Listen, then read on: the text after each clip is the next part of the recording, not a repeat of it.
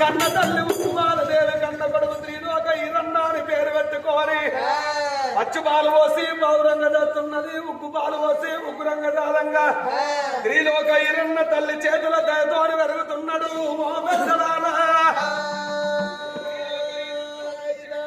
పిలువను పిలువను బతుకులకించరు ప్రేమను వర్షించరు ఆయాసములు ఆనందములు పిలిచే తొలి పలుకు అమ్మ అంటారు ఉడికి ఉడికని అన్నం ఎంత రుచుంటుందో పసిపిల్లగండ్ల పలుకులు అంత రుచిగా ఉంటాయి. ఆ పిల్లల సంతోషమే వేరు, ఆ తల్లి సంతోషమే వేరు. అల్లారు ముద్దుగా అరిచేతుల బంతువుల త్రిలోక ఈరన్నను వెల్చంగా తల్లి సాడు పిల్లగాడు దయతోటి 5 వచ్చరముల పిల్లగాడు అయితున్నాడు త్రిలోక ఈరన్న.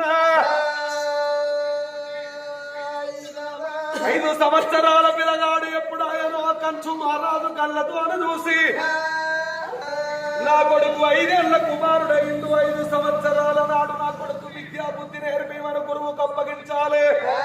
చిన్ననాడు చూడు సిరిగల్ల బుద్ధి అంటారు, మొక్కై వంగనిది మానై వంగున అంటారు.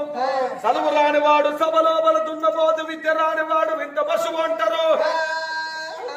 లక్షల కన్నా అక్షరాలు నిన్న విద్య నేర్చుకోవాలి, విలువ పెంచుకోవాలి. దొంగలకు దొరకనటువంటిది విద్య, సత్యరాకముల తనువు నట్టుకోని ఉంటేది విద్య. విద్య రానివాడు వింత పశువని త్రిలోక ఈరన్నను ఎండి పలక బంగారు బలపమించి గురువు చేత ఆశీర్వచనం ఇప్పించి ఊరు బయట దర్బై స్కూలు వల్ల వడగొట్టిండ్రు త్రిలోక ఈరన్నను. సార్ ఒక్కటి ఒక్కడంటారు